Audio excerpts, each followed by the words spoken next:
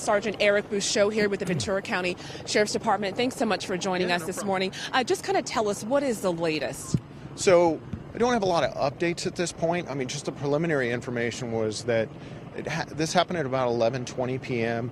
We responded to a call of shots fired at the borderline, and when deputies arrived, they heard shots being fired. It was an active shooter situation. They entered the location, and I can tell you there are multiple fatalities, multiple injuries. Among the victims is one of our sheriff's deputies that responded in that initial call, as well as the shooter. So right now the scene has been made safe. Our investigators are in there, and it's really in the preliminary stages of piecing all this together to determine the sequence of what happened, how things went down, and I don't have a firm number to give you on fatalities and injured because it keeps changing. We still have people showing up at local ERs who evacuated themselves and got rides or whatever and have shown up on their own to local hospitals. So that number keeps changing. So as time goes on, that'll stabilize and we'll have, a more definitive number to give you. We know that there's no longer a threat to the public. Is the shooter dead? The shooter is down inside, yes. Confirmed deceased? Yes. And as far as the 11 patients that were initially reported, how many of those people were transported, if any? I don't have a specific number on how many people transported. My counterparts from fire and EMS will be able to help with that information. And tell us about this command center here. This is also a place where people can be brought and then transported, or what is the role of emergency officials here?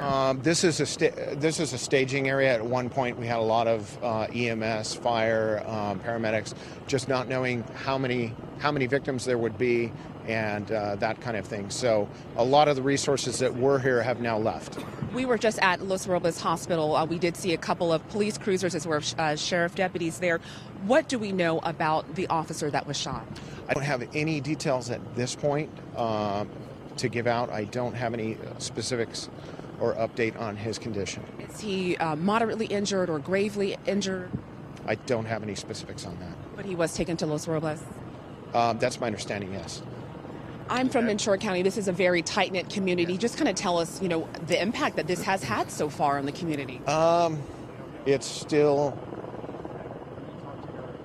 I don't even know how to describe it. I mean, it's just,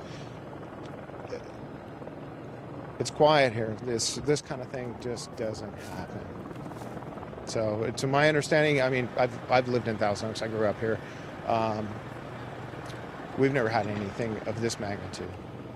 And on a personal note, a deputy that was shot, from my understanding, it hits home anytime law enforcement, they put their lives on the line. Just kind of talk about the dangers and what you guys are experiencing right now as one of your own has been wounded. Yeah, I mean, it's a tough night for everybody here. There's no doubt. There's a lot of people whose lives have changed tonight, and it hits home. And, not just the deputy, but all the victims. And, our hearts go out to families and loved ones of everybody involved in this. This is going to have a lasting impact on the community. There's no doubt. Do we know anything about the deputy, his name, age, how long he's been on the force? I don't have those details to release at this point. At some point, we'll have more information on that. But, he was one of the first people there, is my understanding, and when we respond to an active shooter situation, when they arrived, they heard the shots, and the goal is to go in and stop that threat. So did the deputy initially confronted the suspect, and then do we believe he was shot by the suspect? Well, the deputy was shot when he went inside, so yes, I mean, but as far as how that confrontation went, that's part of the investigation. They'll piece that together. I don't have a play-by-play on that at this point. Moving forward, what are the next steps? Where do we go from here? It's going to be a long investigation. I mean, the bar is a crime scene and will be for quite some time. Thank you so much for joining us, Sergeant Bouchot.